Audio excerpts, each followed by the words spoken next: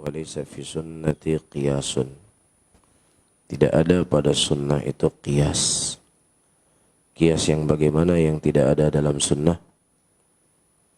Nah, siapa yang tahu? Tunjuk tangannya. Nah, mana kapten?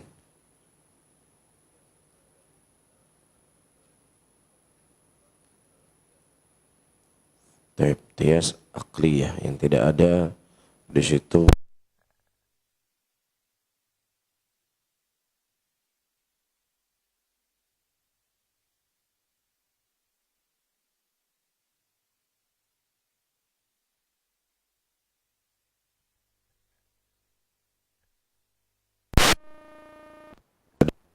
Sekali antara Allah dengan makhluknya. Karena tidak ada hubungan sama sekali antara Allah dengan makhluknya, maka tidak bisa dikias antara Khalik dengan makhluk. Namun sesuatu itu boleh dikias ketika ada alaqah. Ya, ada hubungan di antara A dengan B. Ya. Dan kita sebutkan pada pertemuan yang lalu, qiyasus syar'i itu di dalamnya terdapat 4 rukun. Apa saja 4 rukun tersebut? Tunjuk tangan. Taib al-maqis, benarnya al-maqis ya. Saya kemarin sebut al-muqayyis, tapi yang betul al-maqis. Al-maqis, al-malqis alaih, al-illah, wal-hukum. Apa itu al-maqis? Apa itu al-maqis? Apa itu al-maqis alaih?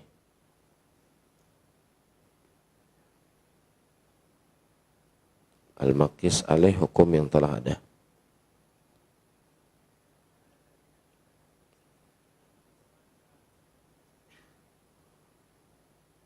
Contohnya,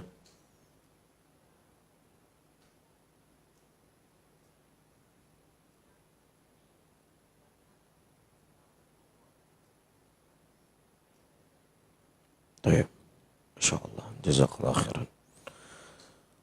Taib, kita baca. Pada pagi menjelang siang hari ini kita masuk poin yang ketiga dari kitab kita Ushulus Sunnah, dan pembahasan kita di hari ini yaitu mengenai takdir. Bagaimana Ahlus Sunnah memahami takdir. Dan ini merupakan dari masail al-aqdiyah yang sangat penting yang perlu kita ketahui, karena tersesat di dalamnya banyak dari manusia yang tidak bisa memahami tentang at-takdir. Baik, kita baca. Qala Imam Ahmad rahimahullah. Ahmad ibnu Muhammad ibnu Hanbal, Abu Abdillah. Ya, itu nama Imam Ahmad. Beliau punya 2 anak, Saleh dengan Abdullah. Adapun yang meriwayatkan Musnad Imam Ahmad rahimahullah itu dari jalur Abdullah. Ya, kitab yang dikumpulkan oleh Imam Ahmad, Musnad Imam Ahmad, itu periwayatan hadisnya dari jalan anak beliau Abdullah. Ya. Kata Imam Ahmad, wa minas sunnati. Jadi ketika kita sebut wa minas sunnati itu sudah paham ya. Apa itu sunnah diinginkan di sini? Islam itu sendiri. Ya. Wa minas sunnati allazimatu allati man taraka minha khaslatan lam yaqbaluha aw lam yaqbalha wa yu'min biha lam yakun min ahliha, yaitu al-imanu bil qadri khairihi wa syarrihi wa tasdiq bil ahadithi fihi wal imanu biha la yuqal lima wala kaifa innama huwa at-tasdiq wal imanu biha. Wa man lam ya'rif tafsir al-hadith wa yabalaghu aqluhu faqad kufiya dhalika wa uhkima lah fa'alaihi al-iman bihi wa taslimu lahu mithal hadith as-sadiqul masduq.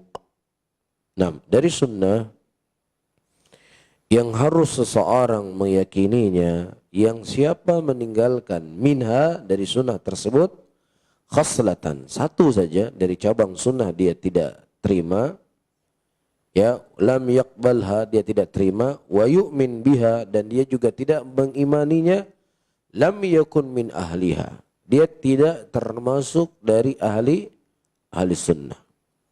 Ya, jadi dari hal yang kemarin ditanya, ya, di soal, ya, siapa itu dikatakan sebagai ahlus sunnah. Nah, ini ada isyarat dari Imam Ahmad.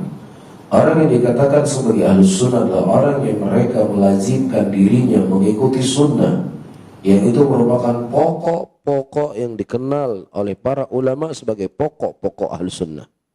Nah, ketika dia mengingkari pokok-pokok tersebut, tidak beriman dengannya, ya, maka dia tidak dikatakan dari ahlus sunnah. Ya, sebagaimana disebutkan di sini oleh Imam Ahmad. Ya, saya ulangi kembali, wa minas sunnati al-lazimah allati man taraka minha khaslatan lam yakbalha wa yu'min biha lam yakun min ahliha. Daripada sunnah yang harus diikuti, yang siapa meninggalkan dari sunnah tersebut satu cabang saja, khaslatan, satu cabang, yang dia tidak mau menerimanya dan dia tidak beriman dengannya, maka dia tidak dikatakan sebagai ahlus sunnah. Faham ya? Makanya Imam Nawawi, Imam Barbahari sebagai contoh, ya, Imam Barbahari langsung memvonis dia sebagai ahlul ahwa, divonis sebagai ahlul bidah ketika mengingkari satu pokok ahlus sunnah. Ya, kata Imam Nawawi, idza ra'aitar rajul yadu ala amirihi fa'lam anu sahibul hawa. Kalau seandainya engkau melihat dan mendengar ada seseorang yang dia mendoakan kejelekan kepada pemimpinnya, ketahuilah bahwasanya dia apa? Sahibul hawa. Menyelisih pokok dari pokok ahlus sunnah. Dihukumi langsung oleh Imam Barbahari sebagai ahlul ahwa.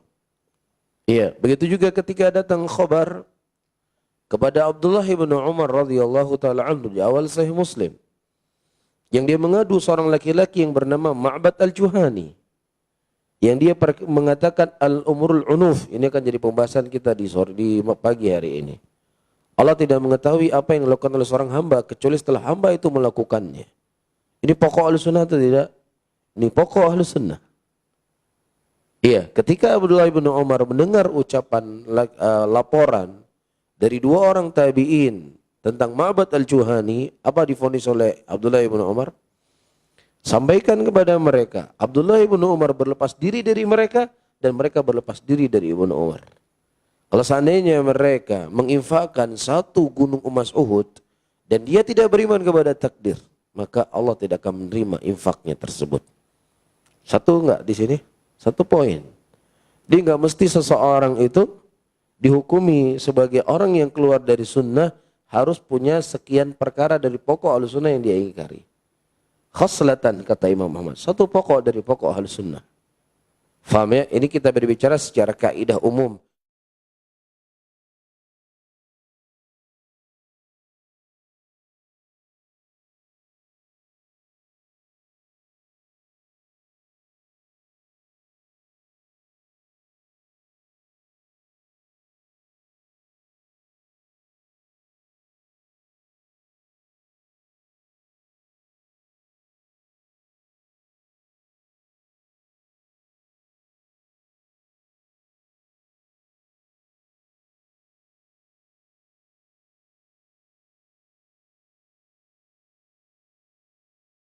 Nah, begitu juga Al-Imam Syaukani Sana'ani rahimahullah menyelisih beberapa pokok dari pokok ahlus sunnah dan tidak divonis bukan sebagai ahlus sunnah. Oleh karena itu Syekhul Islam Ibnu Taimiyah menulis sebuah kitab yang sangat bagus, Raful Malam min A'immatil A'lam.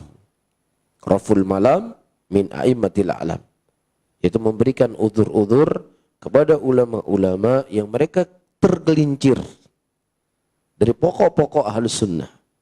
Faham ya? Jadi ini punya kaidah yang lebih mendetail. Cuman hari ini kita memahami satu kaidah yang disebutkan oleh Imam Ahmad.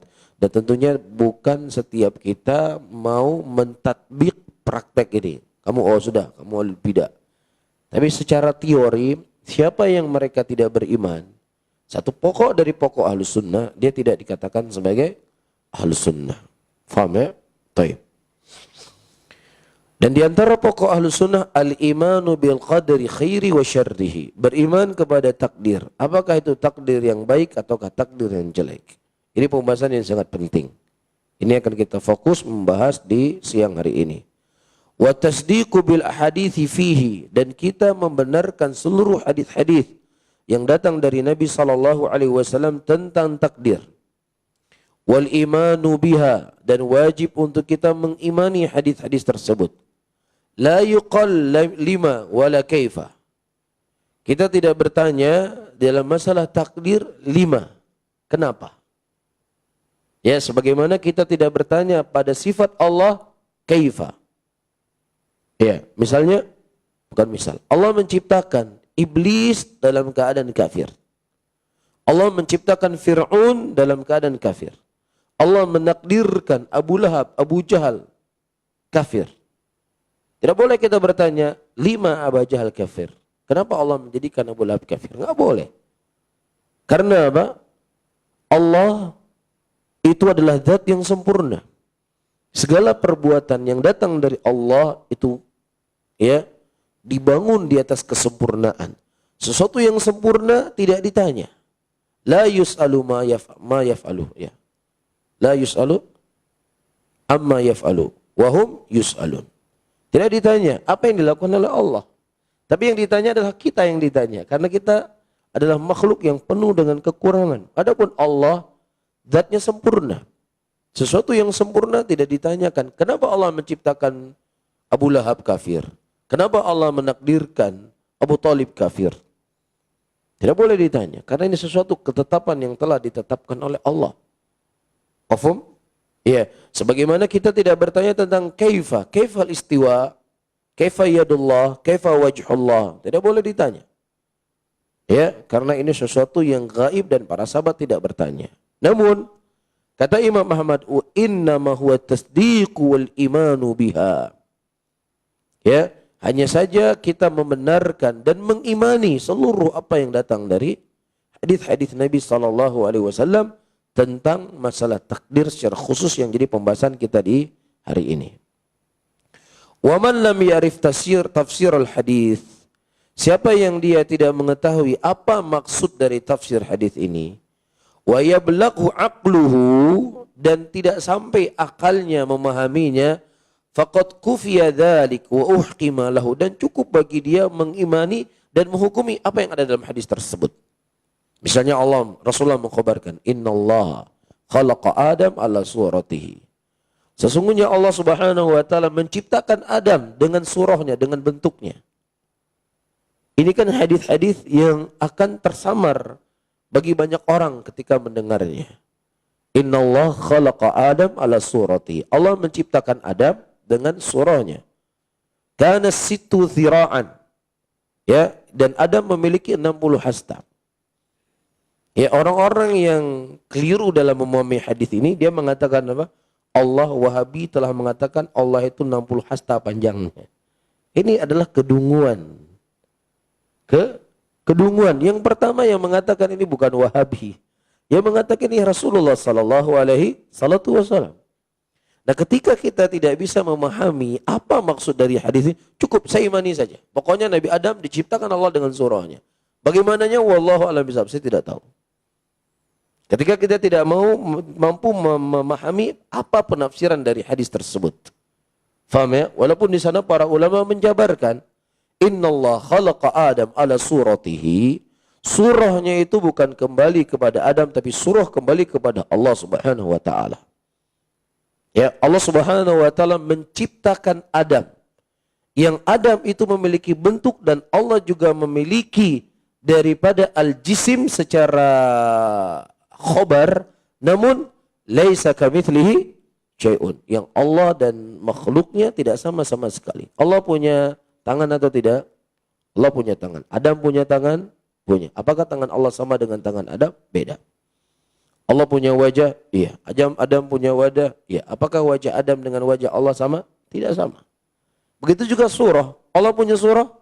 Min haitsil lafaz, min haitsil khabariyah? Iya. Apakah juga Adam punya surah? Iya, surahnya Allah berbeda dengan surahnya Adam. Kalau surah Adam situna dzira'an, 60 hasta. Adapun Allah Subhanahu wa taala kita tidak mengetahui karena Allah tidak mengkhabarkan kepada kita. Paham di sini? Jelas ya? Jadi dhamir hak kembali kepada siapa? Kembali kepada Allah. Bukan maksudnya Nabi Adam itu sama persis dengan Allah. Enggak, karena itu sesuatu yang sudah muhkam. Laisa kamitslihi syai'un. Tidak ada yang sama dan serupa sedikit pun dengan Allah Subhanahu wa taala. Cuman kita imani ini hadis yang datang dari Nabi. Kalau kita tidak bisa menafsirkannya sudah saya imani saja. Bagaimananya saya belum paham. Yang penting ini saya imani. Iya, seperti hadis yang lainnya, ya ketika hambaku mendatangiku dalam keadaan berjalan, aku akan mendatangi dalam keadaan berlari. Hadis-hadis yang seperti ini hadis sahih. Kita tidak tahu apa maksud daripada hadis tersebut. Kita nggak ngerti penafsirannya. Ya sudah, kita imani saja. Pokoknya, ya saya memahami bagaimana apa yang dikhabarkan oleh Nabi Sallallahu Alaihi Wasallam. Bisa difahami di sini? Jangan antum tolak. Kalau antum tolak berbahaya karena antum telah menolak apa yang dikhabarkan oleh Nabi. Tetapi kita katakan akal saya tidak sampai memahami apa hadis tersebut. Yang jelas hadis tersebut adalah apa yang telah diucapkan oleh Nabi Sallallahu Alaihi Wasallam. Mafhum? Taib. Kemudian ayyuhal ikhwah rahimani wa rahimakumullah, disebutkan di sini oleh Syekh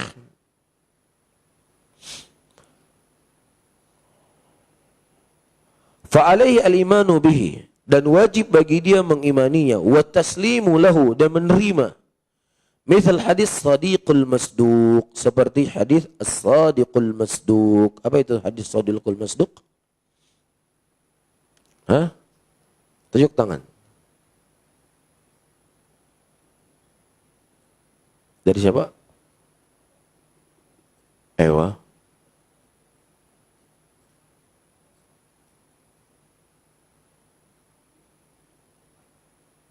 Nah, Masya Allah. Jazakallah khair. Barakallah fiqh. Ya, hadis Sadiqul Masduq adalah hadis pencatatan takdir. Yang seseorang berada di perut ibunya. Telah dicatat adalah syaqiyun atau sa'idun. Dia celaka ataukah dia bahagia. Itu maksudnya hadis Sadiqul Masduq. Disebutkan oleh Imam Ibnu Katsir rahimahullah di dalam kitab Bidayah wa Nihayah ketika Amr bin Ubaid. Ada yang tahu kisahnya?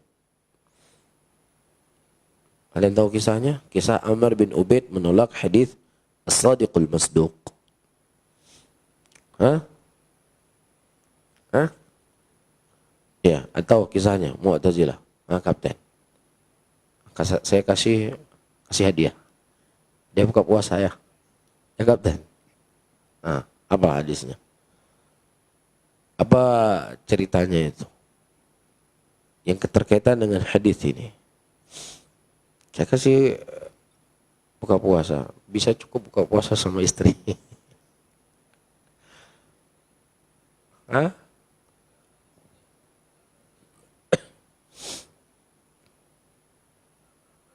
Nah. Masya Allah.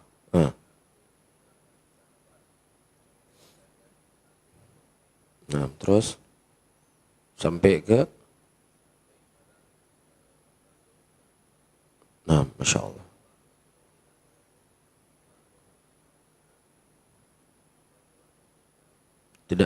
Tidak memberikan perjanjian yang tepat kepada kami. Masya Allah. Jazakallah khairan. Nanti ingatin ya habis taklim ya. Yang sampai lupa ya. Taib. Amr bin Ubaid sebagaimana diceritakan oleh Ibnu Katsir rahimahullah dalam kitab Bidayah wa Nihayah. Ketika dia membawa hadis haddatsana as-sadiqul masduq, ya, sesungguhnya seorang janin atau seorang manusia ketika berada di perut ibunya itu telah dicatat baginya takdir. Ya, yang baik ataukah yang jelek dan seterusnya. Kata Amr bin Ubaid, kalau seandainya hadis ini aku dengar dari Imam Mu'amash, ya, niscaya aku tidak akan menerimanya dan aku akan menolaknya. Bahkan kalau seandainya hadis ini aku langsung mendengar dari Abdullah ibnu Mas'ud radhiyallahu taala anhu, juga aku akan tolak. Ya, dan kalau juga seandainya hadis ini aku dengar dari Nabi Muhammad SAW, aku juga tidak akan menerimanya. Walaupun aku terima hadis ini langsung dari Allah Rabbul Alamin, maka aku mengatakan, ya Allah, engkau tidak mendatangi kepadaku ya perjanjian yang tepat. Apa kata Ibnu Katsir? Ibnu Katsir mengatakan, in thabata, kalau seandainya ini benar ucapannya, semoga Allah melaknat dia. Kenapa dia nggak diterima? Nggak masuk akal. Gimana orang belum lahir, belum hidup di dunia sudah dicatat dia benar, dia salah, dia sukses, dia akan celaka. Gimana? Hah? Nggak masuk akal. Maka ditolak hadis tersebut. Mafhumnya? Makanya Imam Ahmad rahimahullah menyebutkan hadis ini di poin beliau yang ketiga. Kenapa?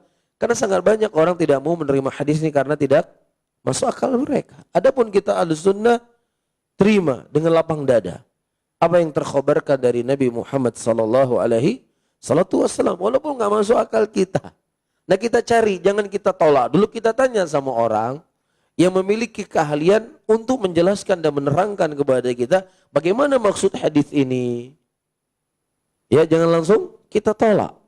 Selama itu sahih dari Nabi sallallahu alaihi wasallam. Baik, kita baca syarah. Kata Syekh Abdul Aziz Ar-Rajihi rahimahullah, yaqulu muallif rahimahullah, ma'nahu annal imana bil qadri aslun min usulil iman as-sittah allati man lam yu'min biha aw jahada wahidan minha fa innahu yakhruju min dairatil iman wa yakunu minal kafirin. Maknanya, kata Syekh Abdul Aziz Ar-Rajihi, sesungguhnya iman kepada takdir adalah satu asal dari asal keimanan yang 6. Apa asal keimanan yang ke-6? Yang 6? Imanu billah wa malaikati wa kutubi wa rasulihi dan seterusnya. Iya. Dia merupakan pokok dari pokok iman keimanan yang ke-6. Yang siapa yang tidak beriman dengannya atau menolak satu dari usul keimanan tersebut, maka dia dikeluarkan dari dairatul iman. Keluar dari lingkaran keimanan. Wa yakunu minal kafirin. Dan dia itu bisa kafir. Sama orang yang mereka menolak adanya Rasul dengan menolak adanya takdir. Sama orang-orang yang menolak adanya malaikat dengan menolak adanya takdir. Sama dengan orang yang mereka menolak adanya hari kebangkitan dengan adanya takdir. Karena itu satu dari 6 pokok keimanan yang wajib kita imani. Bisa difahami ya? Nah, ini bukan masalah khilaf. Ini bukan masalah yang seseorang boleh menerimanya dan boleh tidak menerimanya. Dan sering kita sampaikan, kapan ini akan menjadi sesuatu yang kita cintai. Sesuatu yang melekat dalam hati kita ketika kita membaca buku-buku seperti ini.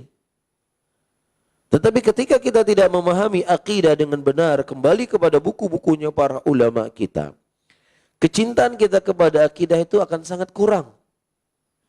Ya, sehingga tidak ada rasa benci sedikit pun dalam hati kita ketika seseorang mengatakan mengeneralkan semua permasalahan itu khilaf.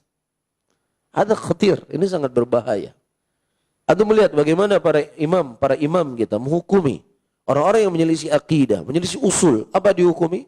Bukan bagian dari Ahlussunnah. Ya, dihukumi kafir. Menolak dari salah satu rukun daripada rukun iman. Iya. Wa usulul iman sittah.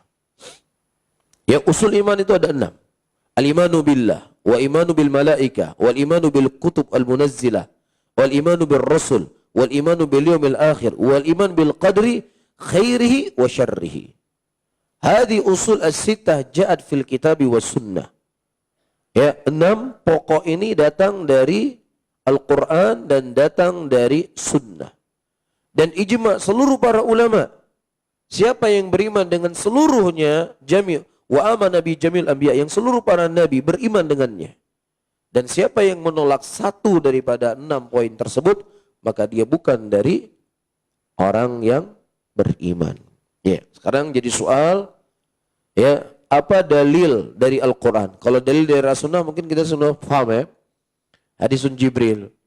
Nah, ya Muhammad akhbirni anil iman. antu'minu billahi wa malaikati wa kutubi wa rusulihi dan seterusnya. Sekarang yang kita tanyakan, apa dalil dari ayat Al-Quran yang Allah menyebutkan tentang 6 poin atau rukun iman yang 6 ini? Nah, ini soalnya. Hah? Apa dalilnya? Wah, kita kan dari kecil kan menghafal rukun iman. Hah? Apa dalilnya? Kita jangan hanya mengatakan rukun iman, rukun iman, rukun iman. Dalilnya nggak tahu. Apa dalil rukun iman dari Al-Quran? Hah? Nggak ada yang tahu? Hah? Baik, pas. Pas. Semuanya pas. Walaupun dapat hadiah buka puasa. Baik, Allah menyebutkan dalam surah Al-Baqarah ayat ke-285. Amanar rasulu bima unzila ilaihi min rabbi wal mu'minun. Kullun amana billahi wa malaikatihi wa kutubihi wa rusulihi. La nufarriqu baina ahadim min rusulih. Amanar rasul. Rasul itu beriman. Bima unzila ilaihi min rabbih. Apa yang diturunkan oleh Rabbnya kepadanya. Wal mu'minun. Dan juga orang yang beriman. Beriman seperti imannya Rasul. Kulun amana billah. Itu adalah iman kepada Allah. Iman kepada malaikat. Iman kepada kitabnya. Iman kepada Rasulnya. La nufarriqu baina ahadim min rusulih. Dan kita tidak membedakan di antara satupun dari Rasul-Rasulnya Allah. Ya. Dan juga Allah menyebutkan dalam surah Al-Baqarah ayat 177, walakinnal birra man amana billah wal yaumil akhir wal malaikati wal kitabi wan nabiyyin. Akan tetapi yang namanya kebaikan, siapa yang beriman kepada Allah, beriman kepada hari akhir, beriman kepada malaikat, beriman kepada kitab-kitabnya, dan beriman kepada nabi-nabinya. Fahadhi khamsatun usulun dzukirat fi hadhil ayah. Ini 5 usul yang Allah sebutkan di dalam ayat ini. Nah, mana yang satunya? Yang satunya Allah Subhanahu wa taala sebutkan di surat Al-Qamar ayat ke-49. Ya, inna kulla syai'in khalaqnahu biqadarin. Sesungguhnya segala sesuatu itu kami ciptakan dengan qadar. Ya, biqadarin. Dan juga Allah sebutkan dalam surah Al-Furqan ayat 2, wa khalaqa kulla syai'in faqaddarnahu taqdira. Dan dialah yang menciptakan segala sesuatunya dan ditakdirkan dengan takdir-takdirnya. Bisa difahami ya ikhwah? Ini daripada usul yang 6 yang Allah Subhanahu wa taala sebutkan. Adapun dari hadis semuanya antum sudah paham. Hadisun Jibril. Ya Muhammad akhbirni anil iman dan seterusnya dari apa yang telah kita sebutkan tadi. Idzan al-imanu bil qadri aslun min usulil iman. Faman lam yu'min bil qadri falaysa bimu'min. Kesimpulannya, iman kepada takdir adalah asal daripada asal keimanan. Barang siapa yang seorang tidak beriman kepada takdir, maka dia tidak dikatakan sebagai orang yang beriman. Maka iman dalam takdir itu 4 tingkatan yang perlu antum ketahui. Ya, di dalam kita memahami iman kepada takdir, kita harus mengimani 4 tingkatan. Yang pertama al-ilmu, yang kedua al-kitabah, yang ketiga al-masyiah, yang keempat al-khalq. Ini 4 tingkatan iman kepada takdir. Saya ulangi. Al-ilmu, wal-kitabah, wal-masyiah, wal-khalq. Hadhihi maratib al-qadr al-arba' allati man lam yu'min biha lam yu'min bil qadar. Ya, jadi 4 tingkatan dari iman kepada takdir ini. Misalnya ada orang berkata, saya beriman kepada takdir. Karena takdir merupakan bagian dari rukun keimanan. Ya, nah ketika dia mengaku beriman kepada takdir, yang itu merupakan bagian dari rukun iman, maka wajib bagi dia mendatangi 4 hal ini. Faham? Tapi kalau seandainya 1 dari 4 perkara ini dia tidak mengimaninya, maka apa? Dia tidak beriman kepada takdir. Apakah ada orang-orang yang beriman kepada takdir dan tidak mengimani 1 dari 4 ini? Ada, qadariyah. Apa yang terjatuh dengannya Qadariyah dari 4 poin tadi? Hah? Qadariyah apa? Al-ilm. Masya Allah. Al-Qadariyah tidak beriman kepada ilmu dalam masalah takdir. Allah tidak mengetahui apa yang kita lakukan hari ini kecuali setelah kita semua hadir di sini. Oh, yang hadir pengajian di Kesbang Pol fulan, dan fulan. Kapan tahunya Allah? Setelah kita hadir. Nah, sebelum kita hadir, Allah belum tahu. Apa yang mereka tolak? Al-ilm. Apakah mereka dikatakan beriman kepada takdir? Tidak, mereka tidak beriman kepada takdir. Paham di sini? Nah, ini 4 poin penting, antum dengar baik-baik yang harus akan kita jelaskan. Tingkatan iman kepada takdir, saya ulangi kembali. Pertama al-ilmu, ya. Kemudian yang kedua, ya, al-kitabah. Yang ketiga al-masyiah, yang keempat al-khalq. Ya, apa maksud al-ilm dalam masalah takdir? Apa yang dimaksud dengan al-kitabah? Apa yang dimaksud dengan al-masyiah? Apa yang dimaksud dengan khalq? Ini akan jadi pembahasan kita. Ini pembahasan yang cukup penting ya ikhwah. Ya, dan mungkin pembahasan yang jarang sekali kita bahas. Ya, antum fahami benar-benar. Ya. Kata Syekh, fal imanu bil martabatil ula wa yal ilm. Iman kepada takdir adalah iman dengan tingkatan yang pertama. Beriman dengan tingkatan yang pertama, yaitu al-ilm. Apa maksudnya? Yushmal al-iman bil ilmi llahi al-azali al-madhi allaysa lahu alladhi laysa lahu bidayah. Iman kepada ilmu, yaitu maksudnya mengimani ilmu Allah Subhanahu wa taala al-azali. Al-azali inilah sesuatu yang lampau yang tidak ada awalnya. Faham? Apa itu al-azali? Sesuatu yang telah lampau yang tidak ada awalnya. Allah itu apa? Al-awwal, ya, laisa lahul bidayah. Allah itu awal yang tidak ada bidayahnya. Faham? Contoh. Kita contohkan kepada makhluk. Siapa makhluk yang pertama yang diciptakan oleh Allah dari manusia? Adam. Faham? Apakah Adam ada permulaannya? Ada permulaan nggak Adam? Adam nggak ada permulaan. Hah? Ada permulaannya Adam. Dari sesuatu yang nggak ada jadi ada. Kan itu permulaan kan? Kapan permulaannya Adam? Ketika diciptakan oleh Allah. Tapi dia adalah makhluk yang pertama yang Allah ciptakan dari manusia. Allah Subhanahu wa taala al-azali laisa lahu bidayah. Allah Subhanahu wa taala ilmunya Allah itu telah lampau dan tidak ada sesuatu yang dimulai. Oh, pada saat itu Allah baru punya ilmu, sebelumnya enggak ada itu. Dan itu jangan pikir macam-macam. Pusing kita, enggak sanggup kita memahaminya. Cukup kita katakan Allah, ilmunya Allah al-azali laisa lahu bidayah. Titik, sampai di situ, jangan mikir macam-macam. Ya, Allah Subhanahu wa taala ilmunya awal. Allah telah mengetahui segala sesuatu sebelum terjadi langit dan bumi. Ya, dan pengetahuan Allah tidak sesuatu dimulai dengan bidayah. Ada Nabi Adam, makhluk yang pertama, ada bidayahnya. Sebelumnya enggak ada Adam, jadi ada. Itu ada bidayah enggak? Ada bidayah. Adapun Allah laisa lahul bidayah. Ya, yang jelas Allah al-awwal. Allah itu awal. Al-azali. Ilmunya Allah juga al-azali. Karena ilmu merupakan sifat dari sifat dzatiyah yang tidak terlepas dari Allah Rabbul Alamin. Faham ya? Jadi sebelum Allah menciptakan langit dan bumi, sudah ada ilmu enggak Allah? Bahwasannya hari Rabu, ya, di tanggal berapa Ramadan ini? 1000 Ramadan. 10 Ramadan. Ya, 10 Ramadan jam 11 lewat 25 menit, ya, itu sudah ada ilmu al-azali bagi Allah, fulan dan fulan hadir di majelis. Sebelum Allah ciptakan langit dan bumi. Ini namanya apa? Al-ilmu al-azali. Nah, ini ditolak oleh Mu'tazilah. Mu'tazilah enggak beriman dengan ini. Ya, Mu'tazilah al-Qadariyah. Faham di sini? Maka kata Syekh, yushmal al-iman bil ilmi Allah al-azali al-madhi laisa lahu bidayah, yang tidak ada permulaannya.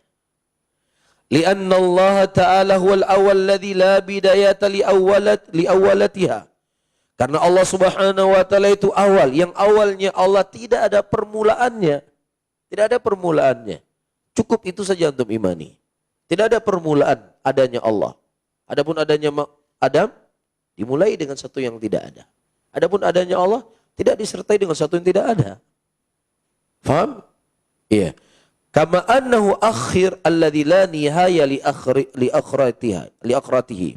Sebagaimana Allah itu akhir yang tidak ada penghujungnya, tidak ada penghabisannya. Faham di sini? Adapun kita manusia, kita nanti kalau dimasukkan ke dalam surga, mudah-mudahan kita sebagai ahlul jannah, apakah akan berakhir kita dalam surga? Berakhir atau tidak? Tidak berakhir. Berarti apa? Tidak ada penghujungnya. Akhirnya manusia nanti dalam surga nggak ada penghujungnya.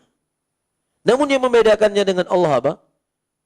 Ya, kita itu tidak ada penghujungnya, Allah yang menjadikannya. Adapun Allah Subhanahu wa taala tidak ada nihayah bagi Allah, itu merupakan sifat yang dimiliki oleh Allah. Tidak ada satupun yang menjadikan Allah menjadi kekal selama-lamanya. Itu sifat yang melekat pada Allah Rabbul Alamin. Adapun kita, kekekalan kita nanti di yaumul qiyamah Allah yang mengekalkannya. Itu yang menjadi perbedaannya. Bisa difahami maksudnya? Baik. Kemudian fal imanu bil ilmi Allahi al-azali ma'nahu annahu kama alima bil asya' fil azal. Sesungguhnya Allah telah mengetahui segala sesuatunya itu pada diri Allah Subhanahu wa taala. Faham? Sebelum diciptakan langit dan bumi. Fakadzalika ya'lam al-asya' al-hadira wal mustaqbalah.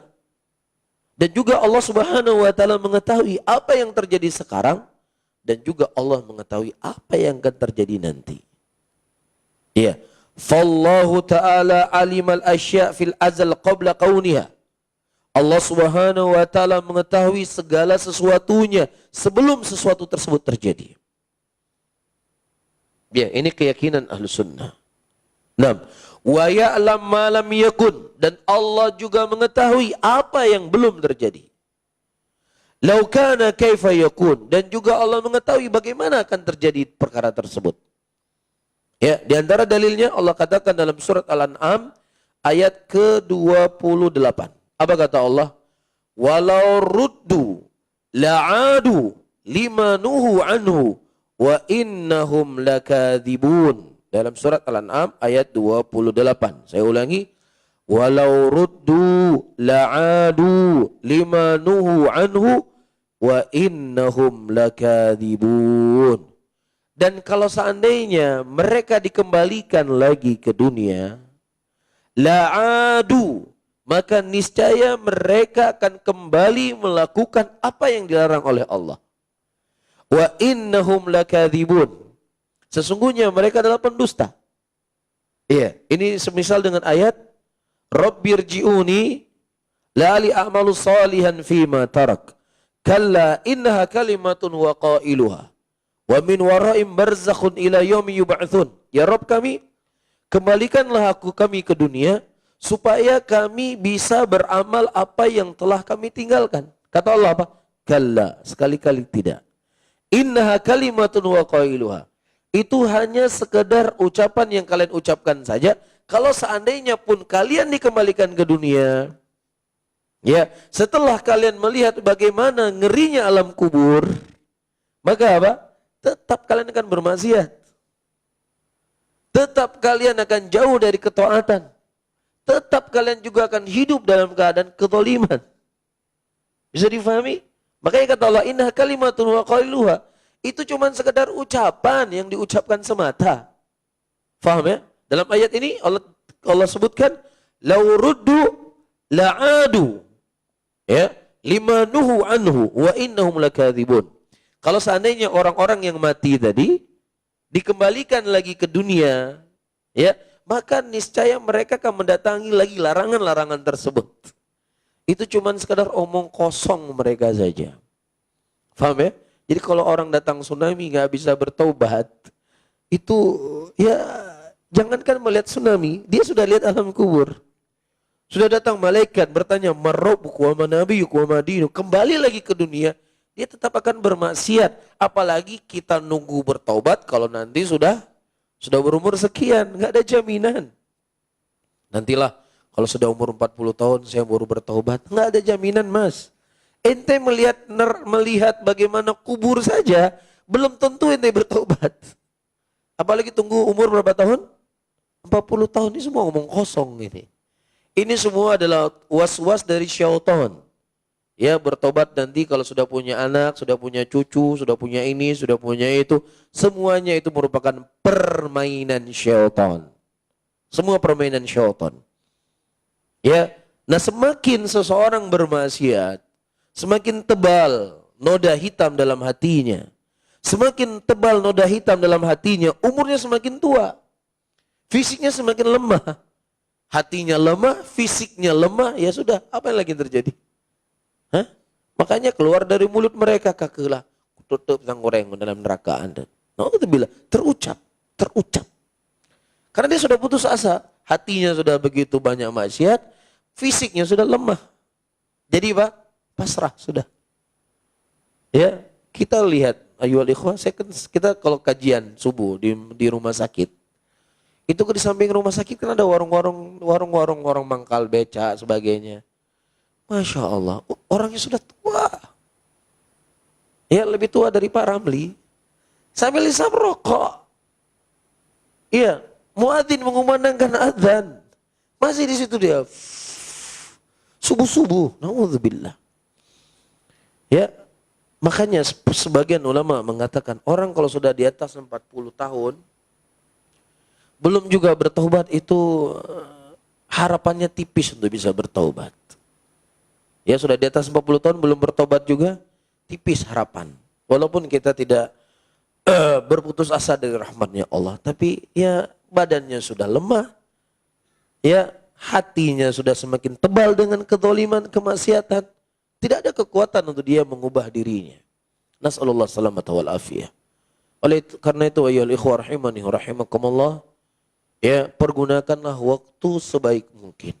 Karena nggak ada jaminan nantilah saya kalau habis nikah baru fokus dengan lebih semangat pengajian, nggak ada itu semuanya. Ya, lihat alam kubur pun nggak ada jaminan kita bisa apa? Bisa lebih taat beribadah kepada Allah. Ini buktinya Allah sebutkan.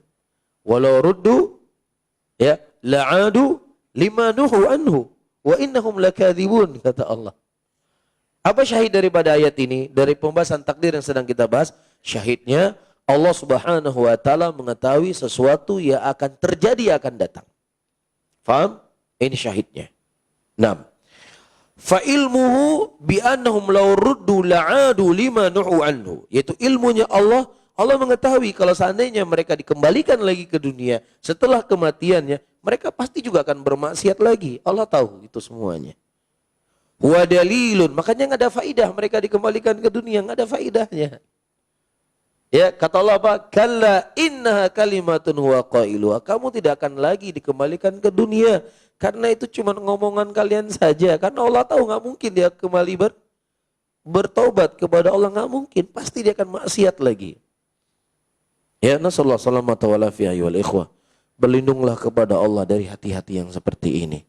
Karena siapapun di antara kita tidak selamat sebelum kita melangkahkan kaki menuju surga. Nggak ada keselamatan bagi kita semuanya. Ya, ini sesuatu yang harus kita mawas diri kita dan kita jaga. Karena ketika noda itu telah menutupi hati kita sedikit demi sedikit, naudzubillah, sulit bagi kita untuk bangkit kembali. Jagalah keistiqomahan. Ya, jagalah keistiqomahan yang telah Allah berikan kepada kita. Kalau seandainya ini kita lepaskan dari diri kita, wallahu alam, apakah kita bisa memegangnya kembali ataukah tidak? Ya, nasallahu salamata wal afiyah. Dan biasanya orang yang mereka sudah istiqomah, ya, sudah menuntut ilmu, sudah belajar, kemudian dia futur, kembali ke masa lalunya, itu biasanya lebih parah sebelum dia mengenal sunnah. Ya, lebih parah. Nah, kemudian ayyuhal ikhwah rahimani wa rahimakumullah, perhatikan baik-baik. Martabatu tsaniyah. Faham antum tentang ilmunya Allah? Faham ya? Allah Subhanahu wa taala telah mengetahui segala sesuatunya sebelum sesuatu itu terjadi. Ya, jadi siapa yang tidak beriman dengan ilmunya Allah dalam masalah takdir, dia tidak beriman dengan takdir. Kelompok apa itu? Al-Qadariyah, Al-Mu'tazilah. Al-martabatu tsaniyah, al-kitabah. Kelompok yang kedua adalah al-kitab, bukan kelompok kedua. Derajat yang kedua, tingkatan yang kedua dari takdir adalah al-kitabah. Perhatikan baik-baik. Al-imanu bil kitabah, iman kepada kitab. Apa maksudnya? Wa annallaha kataba kulla syai'in kulla syai'in fil lawhil mahfuz. Adz-dzawat was-sifat wal af'al wa harakat was sakanat wal arzaq wal a'mal wal akhlaq was sa'adah wasyaqawa wal faqra wal ghina wal i'zaz wal idlal wal haya wal maut hatta al ajz wal kais fakulu syai'in maktubun. Ya. Sesungguhnya Allah Subhanahu wa taala mencatat segala sesuatunya dalam Lauhul Mahfuz, zatnya kita. Si fulan zatnya itu pendek, putih, hitam, keribu, mancung, pesek, cacat. Iya, kakinya begini, tangannya begini. Semuanya telah dicatat secara mendetail. Ya, wasifat, dan juga sifatnya telah dicatat oleh Allah. Ya, sifatnya baik, sifatnya dermawan, sifatnya begini, sifatnya begitu. Semua telah dicatat. Begitu juga al-afal, perbuatannya. Ya, wal harakat, gerakan-gerakannya. Ya, kita bergerak begini hari ini, itu semua sudah dicatat oleh Allah. Semuanya sudah ditakdirkan oleh Allah. Was sakanat, ya, wal arzak, rezeki, amalan, akhlak, keselamatan, kesuksesan, kebinasaan, kefakiran, kekayaan, kerendahan, hidup, mati. Semua sudah dicatat oleh Allah Subhanahu wa taala di Lauhil Mahfuz.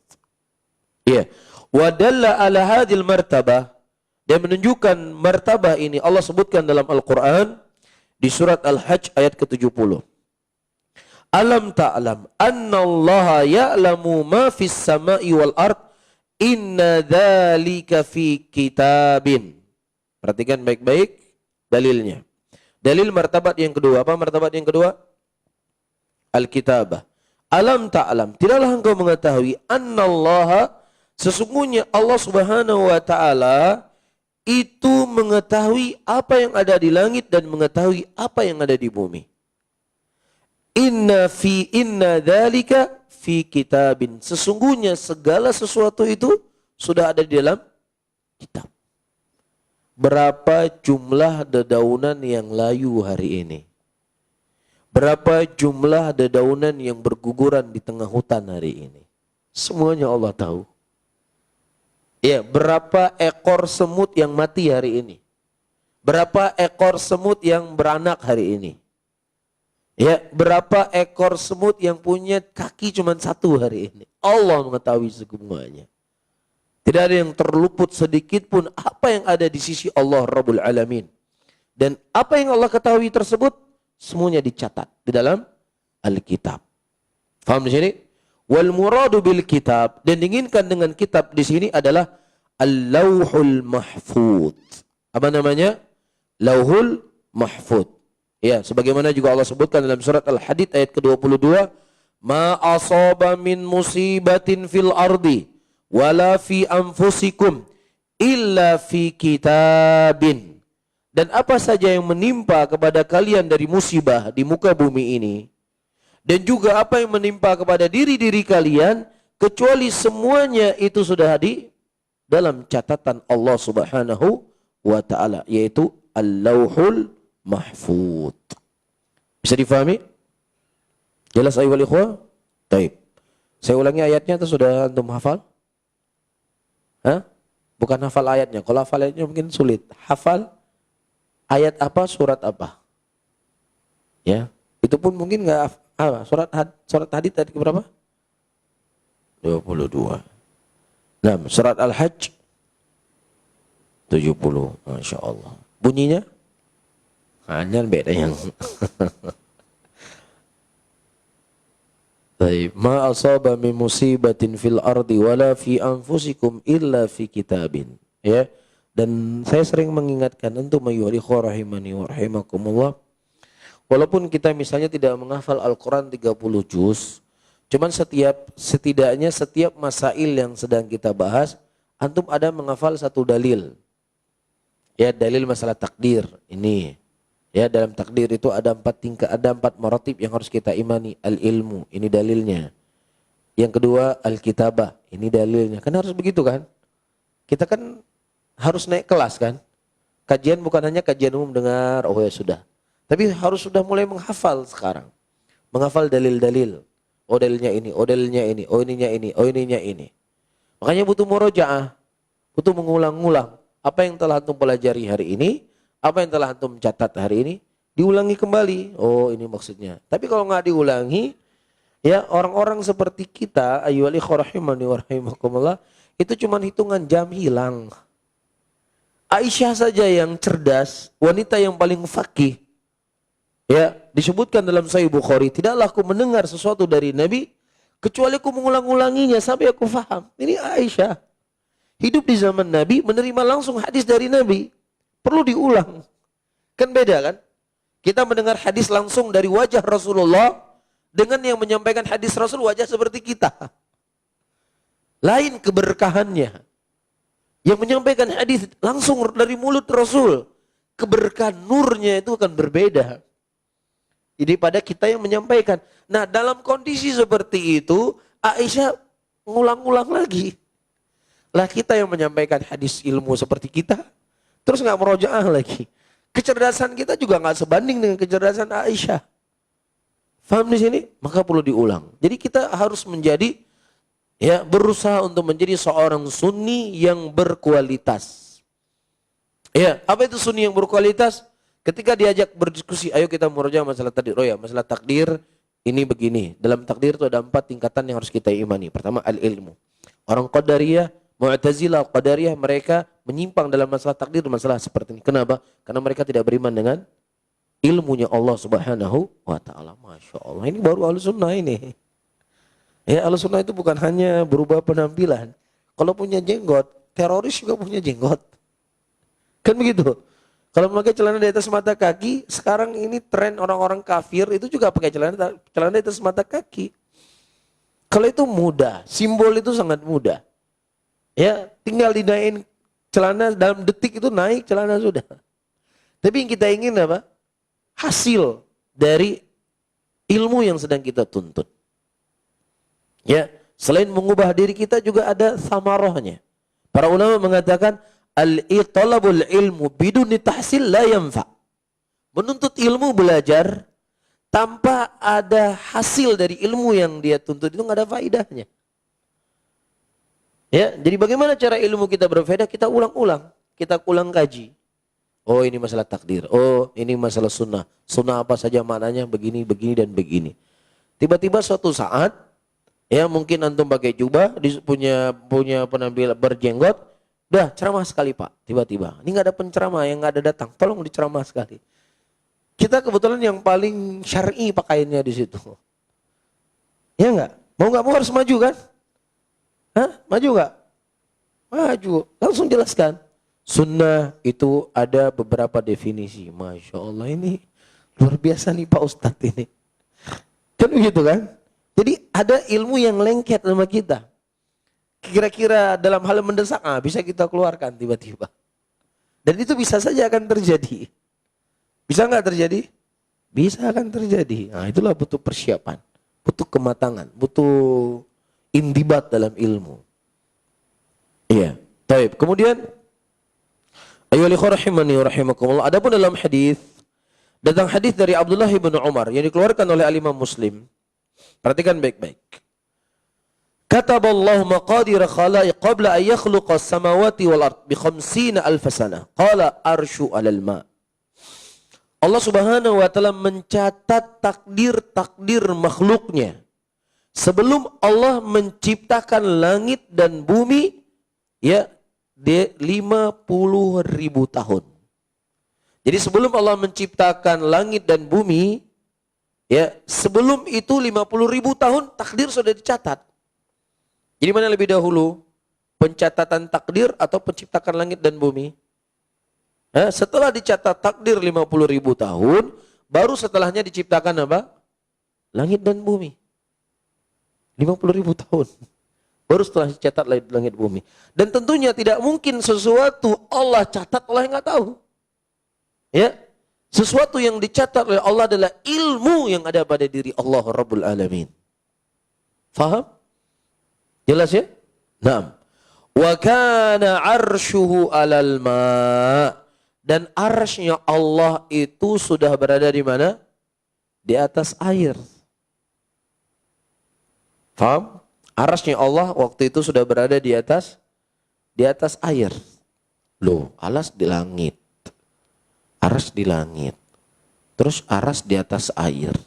Dari sifat air mengalir dari tempat yang tinggi ke tempat yang rendah. Bisa banjir nih bumi. Ya akhi, ente janganlah tadribul amsal. Ini namanya tadribul amsal. Tadribul amsal enggak ini? Tadribul amsal yang kita bahas kemarin. Wah, enggak mungkin itu, enggak mungkin. Maksudnya air itu adalah oksigen. Nah, itulah ridai. Oksigen katanya. Ini namanya tadribul amsal yang terlarang. Cukup kita imani. Banyak hal yang kita lihat di muka bumi ini sekarang ini yang nggak masuk akal kita. Apa diantaranya? Allah memerintahkan kita untuk melihat bagaimana Allah menciptakan langit tanpa ada tiang.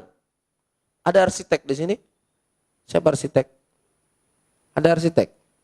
Atau temannya arsitek? Ada siapa? Oh, abang arsitek ya? Antum ya arsitek ya? Oh, sipil. Ini kira-kira bangunan tinggi, nggak ada tiang, bisa nggak berdiri? Nggak bisa berdiri. Teori apapun nggak ada dalam arsitek, nggak ada ya. Nah sekarang langit bangunan nggak? Bangunan yang begitu besar, berada di atas kepala kita, bergantung dia. Ada tiang nggak? Secara teori mungkin nggak langit ini bisa menaungi kita tanpa tiang? Secara teori kita nggak bisa kan? Nggak bisa kan? Nggak masuk akal kita kan? Tapi kita lihat. Ya, nah sesuatu yang ada di hadapan kita saja, kita nggak bisa menyikapinya. Allah sendiri yang mengatakan, tidaklah engkau melihat langit diciptakan dalam keadaan tidak punya tiang, apalagi urusan-urusan yang nggak kita pernah lihat. Cukup imani saja. Yang jelas, arsy-nya Allah di atas langit ketujuh, dan di bawah di atas langit tersebut, arsy-nya Allah dan arsy itu berada di atas air. Cukup imani. Jangan ada membawa nanti air, gimana nih air di sana, habis kita semua di sini. Tidak usah dibawa-bawa seperti itu, namanya tadribul amthal. Cukup imani saja. Ya cukup imani. Bisa difahami ya? Di sini ada faedah ya oleh rahimani wa rahimakumullah. 6. Ya, disebutkan oleh Rasulullah hadis setelahnya. Inna awwala ma khalaqallahu al-qalam faqala uktub. Sesungguhnya yang pertama kali Allah ciptakan adalah qalam, kemudian tulislah. Ya, wallahu alam bisawab ayyuhal ikhwah rahimani wa rahimakumullah. Ya, di hadis inna awwala ma khalaqallahu qalam faqala uktub. Sesungguhnya yang pertama kali Allah Subhanahu wa taala ciptakan adalah qalam, kemudian tulislah. Ya, maksud di sini inna awwala, yang pertama kali Allah ciptakan qalam adalah qalam yang menciptakan takdir. Bukan maksudnya bahwasanya hadis ini menunjukkan bahwasanya qalam itu makhluk yang pertama kali Allah ciptakan.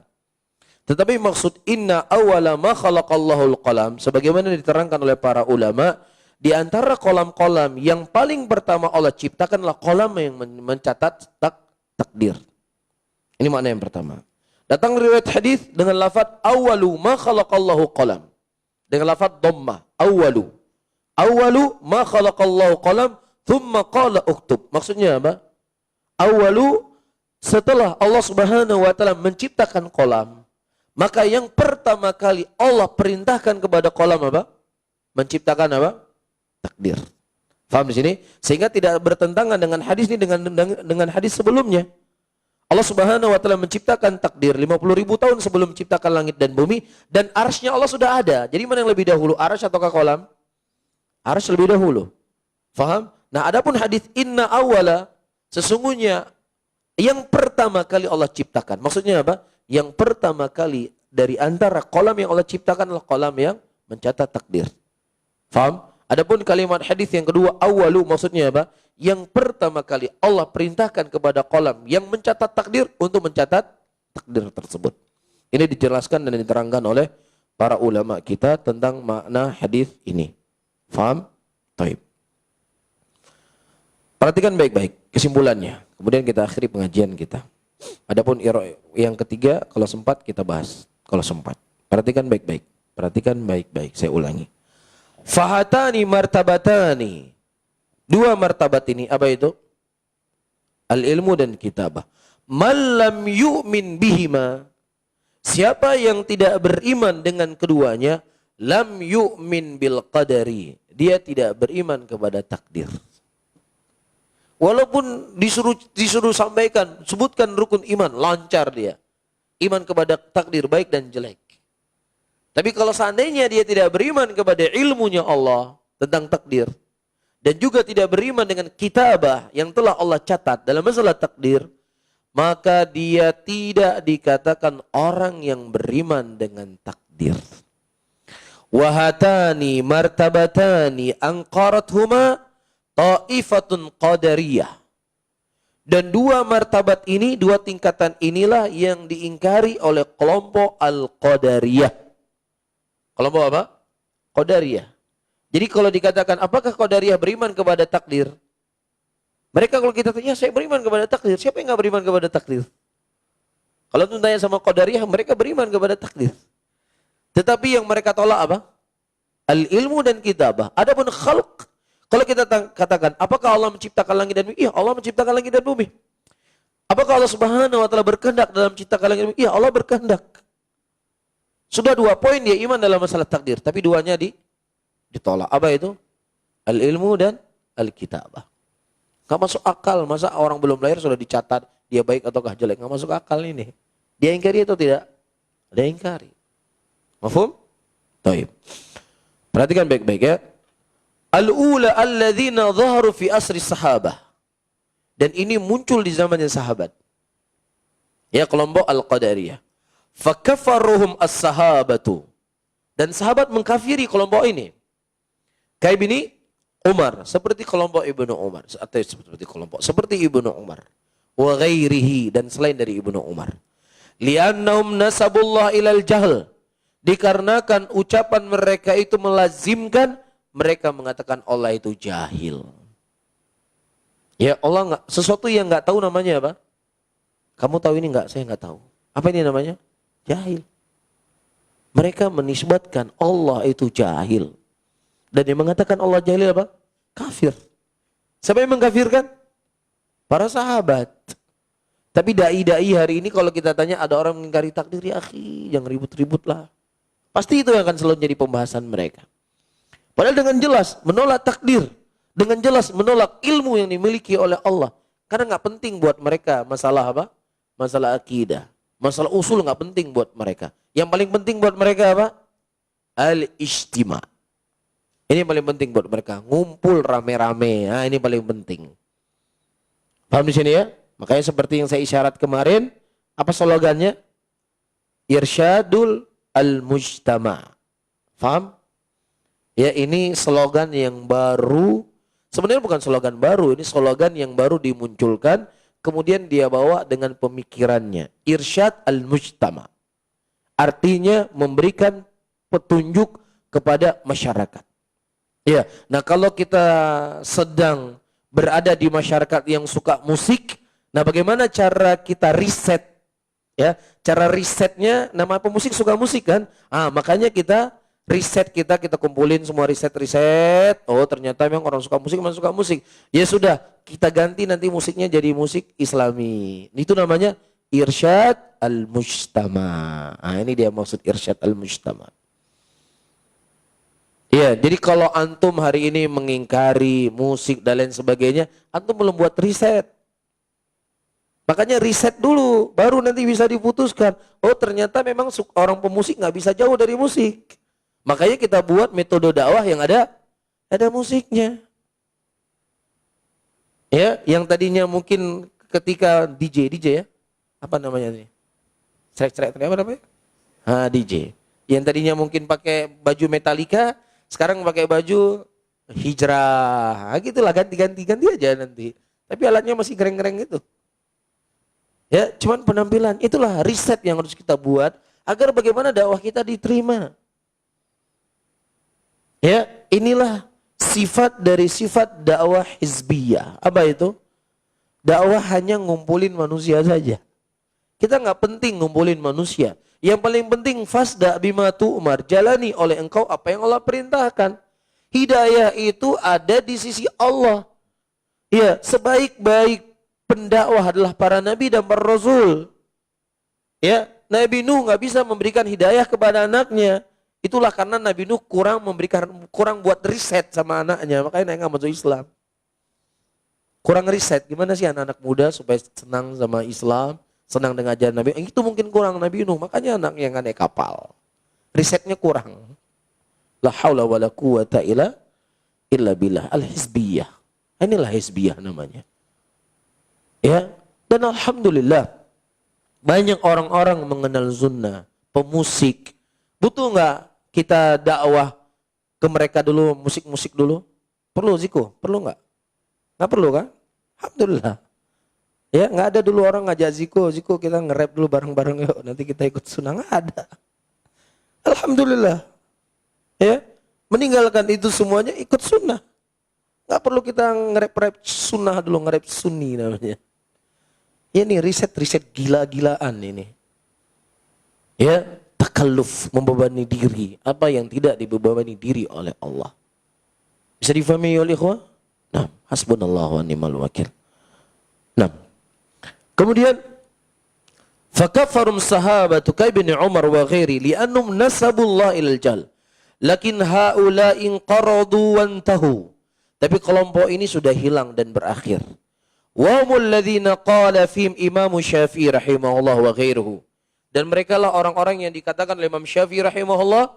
Kenapa kelompok ini bisa hancur habis hilang? Karena apa? Ulama kita fokus dalam membantah. Kalau dulu ulama-ulama kita Imam Ahmad, Imam Syafi'i, para sahabat tidak membantah kelompok ini, mungkin kelompok ini tidak akan hilang. Karena semangatnya para ulama kita fokus dengan akidah, memerangi pemikiran-pemikiran yang menyimpang dari agama, makanya hilang kelompok ini. Iya, apa kata Syafi'i rahimahullah? Kata Syafi'i rahimahullah, nadhirul al-qadariyah bil ilm. Jidalilah oleh kalian kelompok qadariyah dengan ilmu. Fa in aqarru bihi khasimu. Kalau seandainya mereka beriman dengan takdir, mengikrarkan dengan takdir tersebut, sudah kita terima. Ya, kita sudah menjerat mereka. Kalau kamu sudah beriman dengan takdir, maka lazimnya harus beriman dengan ilmu Allah, beriman dengan kitabah. Faham di sini? Wa in ankaru, kalau dia mengingkari ilmunya Allah, berarti apa? Kamu kafir. Jadi dua pilihan buat kamu. Kamu beriman dengan takdir, maka wajib bagi kamu beriman kepada ilmunya Allah dan kitabah. Kalau kamu mengingkari ini semuanya, kamu kafir. Iya, perlu nggak Imam Ahmad membuat riset agar bagaimana Qadariyah bisa faham? Imam Syafi'i buat riset dulu. Kira-kira Qadariyah apa yang dia suka ya? Oh, kita petakan dulu ya, kita buat riset, kirim orang berapa orang, kita riset dulu. Qadariyah sukanya ini, sukanya ini, sukanya ini, sukanya ini, sukanya ini. Dari semuanya riset sudah sempurna. Baru kita mulat buat gimana cara pola supaya Qadariyah bisa ikut kita. Ada Imam Ahmad gitu? Nggak ada. Langsung Imam Ahmad berkata, kalau dia mengikrarkan takdir tersebut, nah, setelah riset, ini kesimpulannya. Bukan kemudian bergaya-gayaan seperti Qadariyah. Setelah dikumpulkan riset, apa hasilnya? Kalau dia beriman kepada takdir, maka apa? Kita telah mengikat dia, sudah kita terima. Tapi kalau dia mengingkari, kafir dia. Selesai. Bidun takalluf. Bisa difahami oleh ikhwah? Nah, wallahu ta'ala alam bisawab. Nah, riset itu penting. Kita tidak mengingkari adanya riset. Tapi bukan kemudian hasil riset kita ikut-ikutan dengan mereka. Mafhum ya? Abdullah ibn Abbas ketika mendatangi Khawarid membuat riset enggak ke sana? Riset itu apa loh? Jangan salah ngomong saya lagi. Apa? penelitian kan, ya itu udah saya maksud. Ya buat riset apa kira-kira pola mereka gini bagaimana gimana, ya sudah kemudian dibantah, bukan kita ikut dia. Abdullah ibnu Abbas kan tanya satu-satu. Buat riset enggak Abdullah ibnu Abbas? Apa sekarang yang menjadi kritikan kalian kepada sahabat Nabi? Apa? Riset enggak itu? Riset. 1, 2, 3 disebut oleh Khawarij. Kemudian apa kata Abdullah ibnu Abbas? Ya sudah, kita sepakat sajalah. Pokoknya cari jalan tengah. Nggak ada. Dibantah satu persatu. Setelah Abdullah ibnu Abbas buat riset, satu persatu dibantah oleh Abdullah ibnu Abbas. Alhamdulillah, ribuan dari antara mereka bertobat kepada Allah Subhanahu wa taala. Ini metode Ahlussunnah. Faham di sini? Baik, Allah taala alam bisawab. Saya baca satu soal kemudian kita akhiri pengajian kita. Bagaimana menjawab syubhat lebih baik orang bermaksiat lalu ia bertobat lalu masuk surga daripada orang yang berilmu sombong lalu ia dimasukkan ke dalam neraka? Baik, yang pertama masalahnya, ayyuhal rahimani wa rahimakumullah, lebih baik orang bermaksiat. Nah, kalau seandainya betul dia bertobat, lebih baik. Tapi kita tahu nggak, bisa nggak kita bertobat dari maksiat? Paham di sini? Walaupun memang kita mengatakan bahwasannya orang yang berbuat maksiat itu dari apa? Bukan dari kesombongan. Ya, antum perhatikan dua kasus yang terjadi. Nabi Adam alaihissalam dengan siapa? Iblis. Iblis membuat pelanggaran karena apa? Kesombongan. Orang yang membuat pelanggaran dengan kesombongan dari ilmu yang dia ketahui itu sulit untuk bertobat. Tapi Nabi Adam alaihissalam apa yang beliau lakukan? Beliau melakukan maksiat, bukan dikarenakan kesombongan. Ya, itu pun karena beliau lupa. Tapi beliau bertobat kepada Allah Subhanahu wa taala. Bisa difahami? Dua kasus. Iblis tidak bertobat karena dia berbuat kemaksiatan dengan ilmu dan kesombongan. Adapun Nabi Adam alaihissalam, beliau terjatuh ke dalam sebuah maksiat yang dilarang oleh Allah, bukan dikarenakan kesombongan, bukan karena mu'anid. Ya, kemudian beliau bertobat kepada Allah Subhanahu wa taala. Cuman yang paling penting bagi kita, jauhi maksiat, ya, nuntut ilmu, amalkan ilmu, sudah itu sudah caranya. Nggak ada cara yang lain. Ya, karena kita tidak tahu kalau kita bermaksiat bisa nggak bertobat di akhir hayat kita. Bisa saja kita tidak bertaubat. Yang paling penting apa? Jauhi dosa, belajar, nuntut ilmu, usahakan amalkan ilmunya, dan tunduk kepada ilmu yang kita ketahui. Dan jauhi kesombongan. Itu yang paling terpenting. Allah alam bisawab, insyaallah besok kita bahas tentang iradah. Ya, dari poin yang ketiga dan poin yang keempat dari masalah takdir kita. Taib, wallahu ta'ala alam. Bisawab, mungkin ini yang bisa kita sampaikan. Saya akhiri. Allahumma salli ala Muhammadin wa ala alihi wa ashabihi wa man tabi'ahum bi ihsanin ila yaumiddin. Assalamualaikum warahmatullahi wabarakatuh.